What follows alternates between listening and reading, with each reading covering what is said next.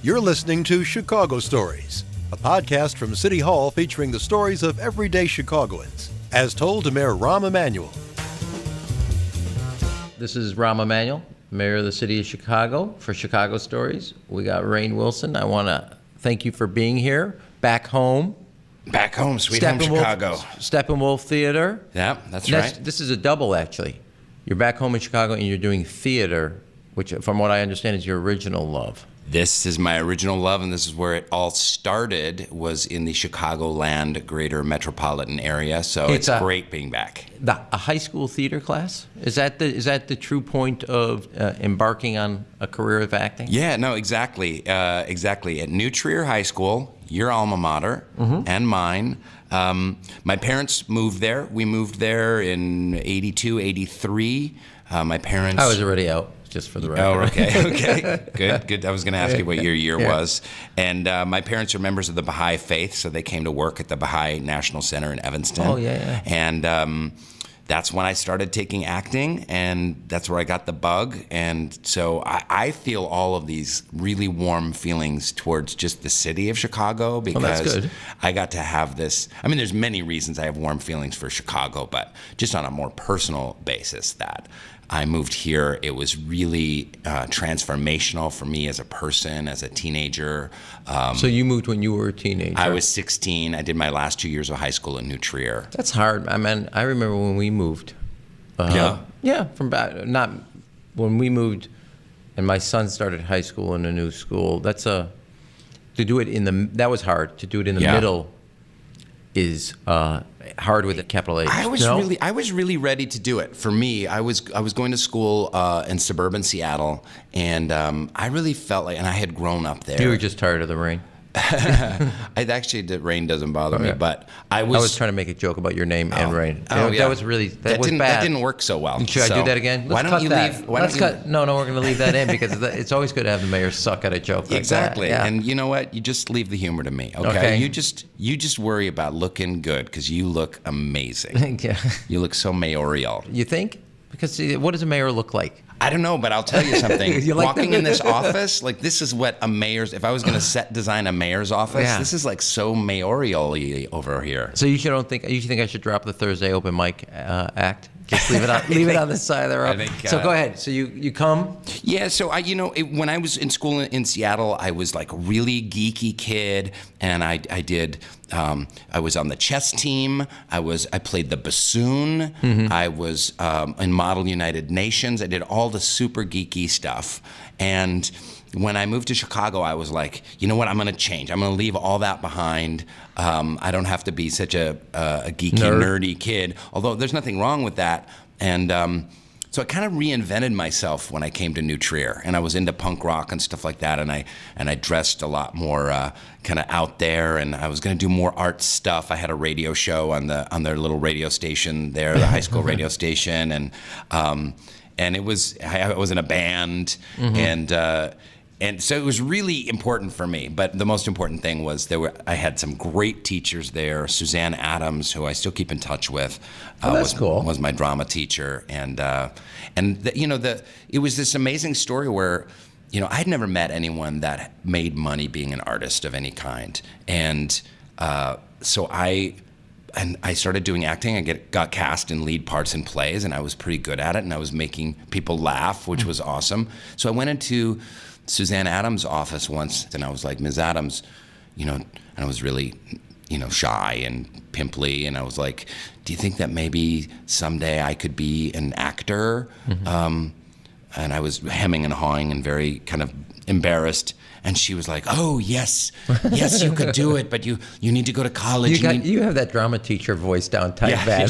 And she was the ultimate drama teacher. She was like, you must travel the world and fall in love and go to college, and you must, experience life, but you should study, and I think you could do it." And I remember how that just filled my heart with the possibility, and that's what planted the seed of like, I'm going to go for this thing. Because we have those really important teachers that come to us. Without a doubt. That at the right place at the right time. That's why our teachers are so important. And if she had been some burned out, mediocre teacher who'd been like, well, good luck, it's pretty tough, I don't know if you'll make it. It's a brutal world out there. Yeah, it's a tough world out there. Then you would... you got the other theater teacher voice down, too. You got both of their voices down. I got a lot of voices down. That's really that was the moment. Yeah, that's the moment. But you do talk about your time in theater where you felt it was empty in New York. The acting, I don't know if it was theater particularly. But one of the things I've noticed is you kind of distinguish theater acting from TV acting. Am I making that up? Or one is you find is kind of a truer to the origin of acting? Or am I over-reading and over-interpreting the other interviews and your writings? No, or whoever did the research for me to make me look smart really screwed this up. Okay, they're fired. Depending on your answer. Fire them all. No, there's two. I just topics. wanted to do a Donald Trump there for a second. You're fired. How'd that go? You're fired. Yeah. You have a terrible Donald Trump impersonation. I got a good big Clinton one. Do you? Let's hear it. Let's hear it. This is a big deal. I mean, it's really a big deal. I love Hope Park. I love the city of Chicago. These people are great. It's like I tell you, my wife's from here. I mean, Park Ridge, but it is like Chicago. That's fantastic. You get yelled at for 7 years, man. You can pull that stuff off. So go ahead. I cut you. There's two topics you're bringing up. One is, the difference between theater and like TV. And theater is, where it all started. Look, the humanity has been acting out stories, even if it was 100,000 years ago in caves by the light of a fire with a shaman, storyteller, priest acting out the day's hunt. And there's something really ancient and primal about theater, and it's human, and you're in a room with other people, and they're seeing you sweat and spit and live out another character and pretend to be another character right in front of your eyes. And there's something really powerful about that. And immediate. And I always say, when you see great nothing is better than seeing great theater. I mean, even the greatest film you'll ever see in your life, you see The Godfather, it doesn't compare. If you see a great night of theater, you'll remember it just viscerally for the rest of your life. 100% agree with you on that. If you see bad theater, it sucks. So it'll also stick with you for the rest of your life. in a different way. So there's a difference between theater and TV, and I've been wanting to come back and do more theater, which is in my roots and stuff like that. But I think what you're referring to is, so I finally got my dream came true. I was a professional actor. I went to NYU, and I was living in New York City, and I was being an actor, and I was getting paid, and I had an agent, and was working with some top directors. And I went through kind of a dark night of the soul there in my 20s, where this was my dream come true. I mean, I was supposed to be happy because my dream had come true, but yet I was not happy. And that kind of sent me on kind of a spiritual journey.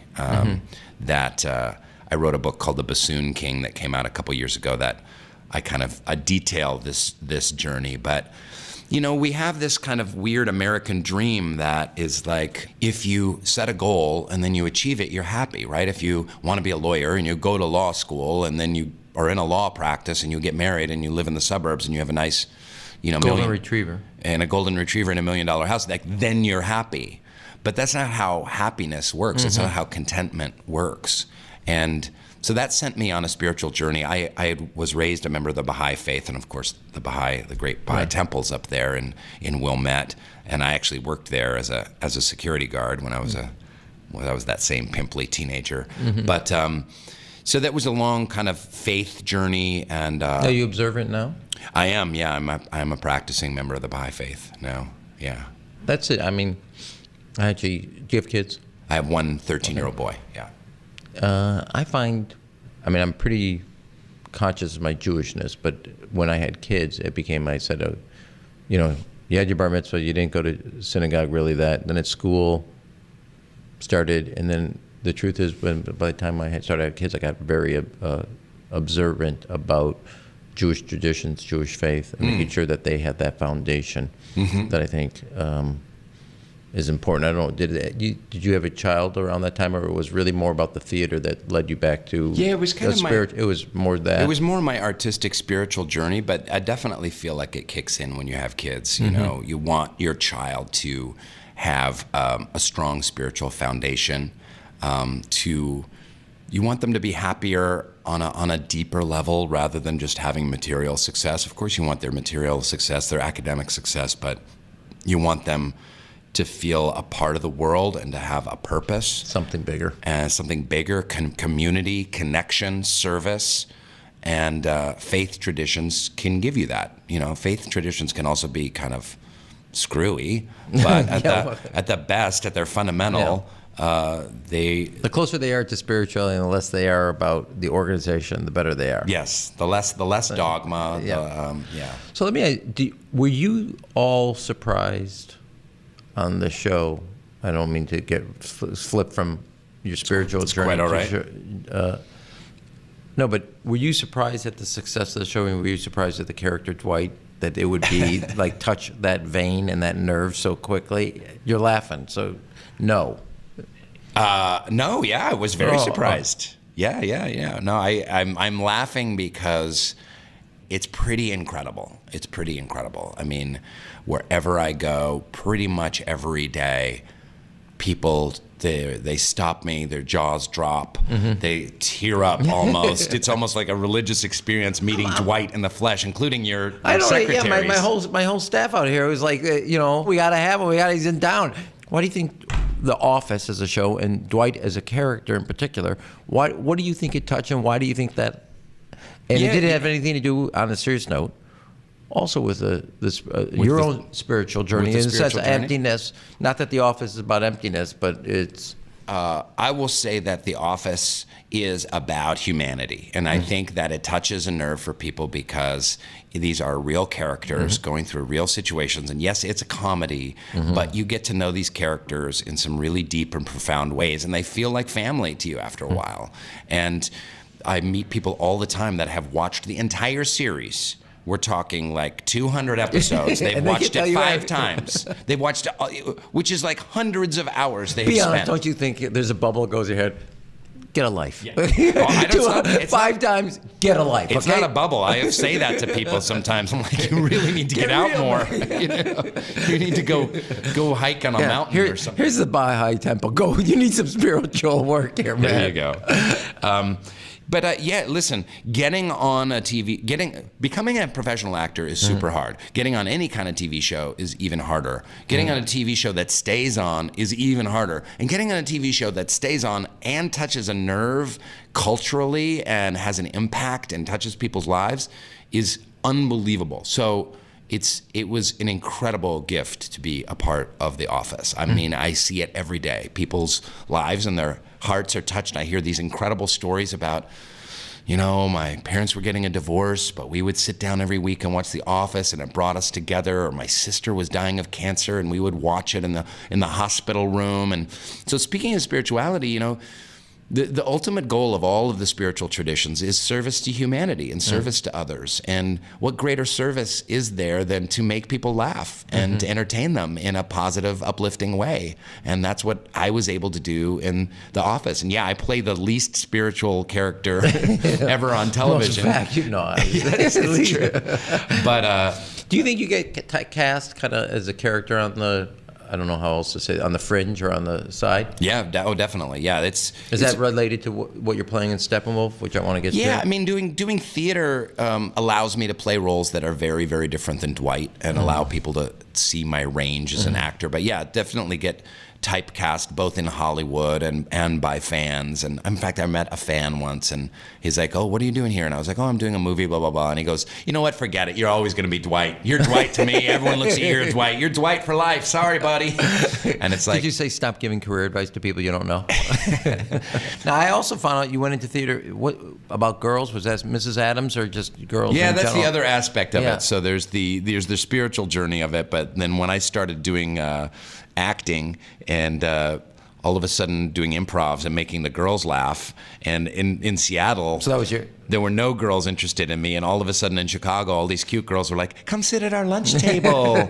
And I was like, oh, forget it. I'm leaving chess team behind. This is it. It was like, so I used to play soccer and I took up ballet. And I went full time. Yeah, I had a scholarship to the Joffrey Ballet School. No kidding. And somebody goes, "Why'd you do that?" I said, 30 guys, 1 guy, 30 women. Need I say more? Yeah, no. yeah. I know. I took up dance to improve my soccer game. Ended up staying with dance. No kidding. Yeah. I had no idea that you had that chapter. That's fantastic. Yeah, you can see. Hold on, where are they? The mayor of Chicago was a ballet dancer. You want people to know that? That's okay. It's in all the bios. There's no way to hide. There's no way to hide that. That's out there. You couldn't pull that sucker back, right? That's fantastic. Serious note. Yeah. So last night, Amy and I went to see the premiere of the Midsummer Night's Dream by the Joffrey. Yeah. Not good. Spectacular. Not good.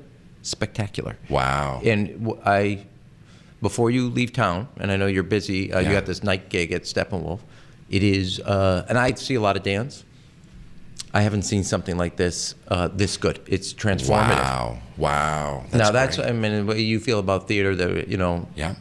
I feel dance is the same way. It's primal. Its body's moving in space and beauty, and it affects you in music, and it affects you on a number of different levels. It's transformative. This piece is this will be a reference piece to every other piece you judge if you ever go see dance on some regular basis. That's how good it is in my view.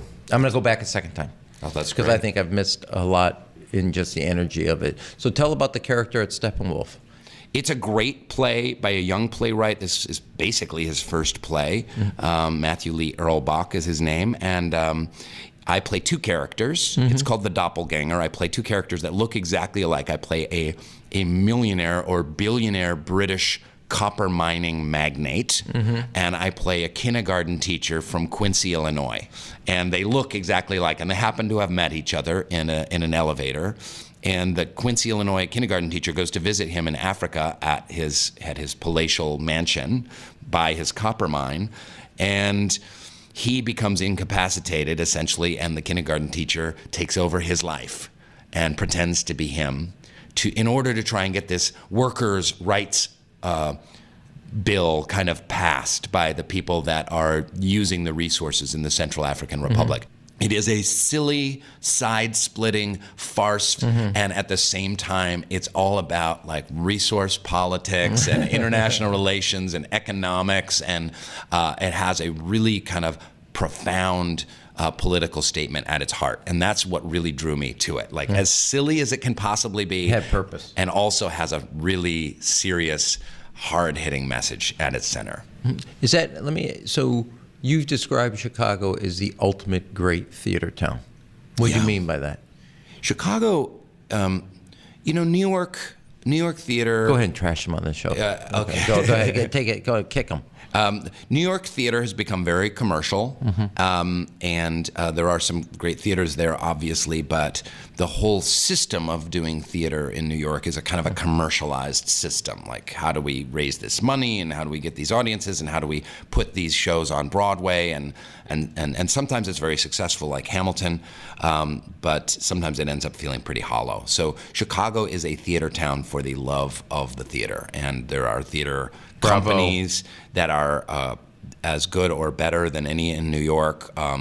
They take their actors very seriously. They prize the actors and the artists. There's actual theater companies like Looking Glass.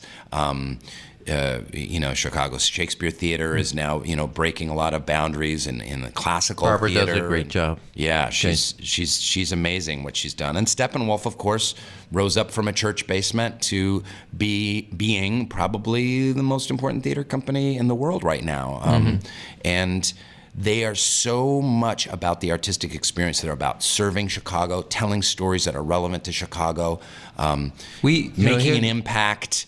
We in the city, I think, get pampered to the point when you Looking Glass, Steppenwolf, Shakespeare, Goodman. You go down the list, and when you think about other cities, they don't have theater companies, and we think this is like the norm. It's not. Yeah. This is like exceptional. It is absolutely exceptional. Not to mention Second City and the 1,000 improv companies that are here, and all of the incredible schools. comedy improv scene that's happening. I went and saw a show at Second City last week. It was terrific, and that's such a great, what an amazing cultural beehive that is, that Second City, where they've got like 8 theaters in that complex, and all these young people going out and you know, they're not playing video games. They're going out and seeing improv and seeing different shows and following these great comedians and improv performers. So I love the support that the people of Chicago give to their theater scene too. It's the most vital, I think, in the world. I really do.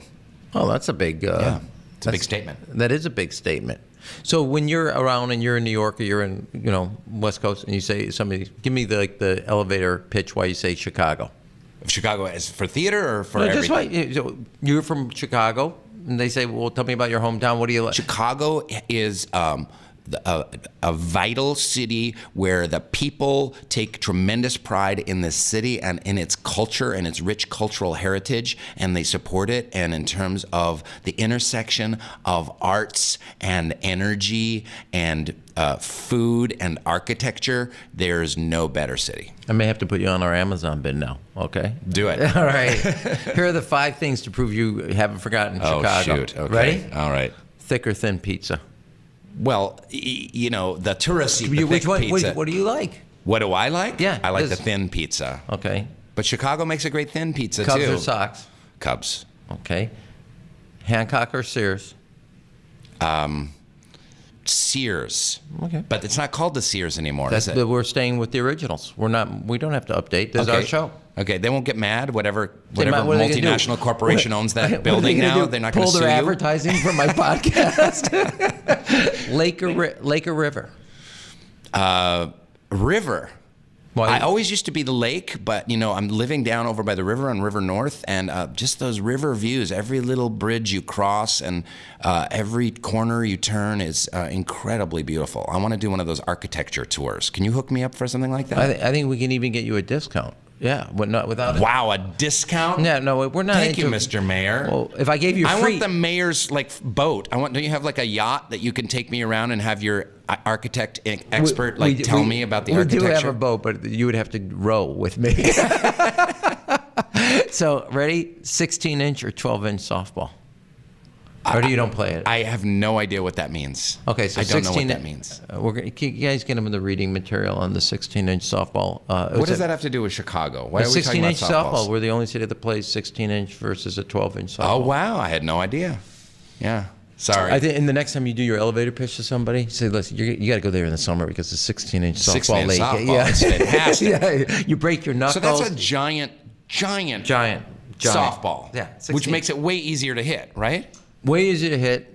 You probably got to catch it with your chest, not your hands. Yeah. Yeah. You gotta. Yeah. That sounds fun. It can be brutal on the knuckles too. A lot of people with deformed fingers walking around and stuff like that. Yeah. You happy to be home? Do you consider someone coming back, homecoming? You know, I got to hang out last night with a bunch of old high school friends, and that feels like home. I have some very dear, special friends here that I'll have for life, and I'm really grateful for that. If you get a moment, this will be a mayoral friend, and then I'll let you take the mayoral boat for a ride. Okay, great. Okay? There's Shy Arts. It's an all-arts high school. They have a fabulous dance, music, unbelievable, beautiful building that we rehabbed because they had a nomadic life until just a few years ago. I think it would really touch those kids' lives. And I'll do it with you if you want. Great. We'll go to, but I think... Go in and talk to some kids? Yeah. Sign me up. Okay. Let's do it. We will coordinate that with you. I'm so glad you found time. Hey, Mr. Mayor, thanks for having me on your show. Yeah. Fantastic. All right, man. Thanks, Awesome. Rainn. Thanks. You've been listening to Chicago Stories with Mayor Rainn Emanuel. You can subscribe and leave a review on Apple Podcasts and tweet your guest ideas using #ShyStories. Thanks for listening.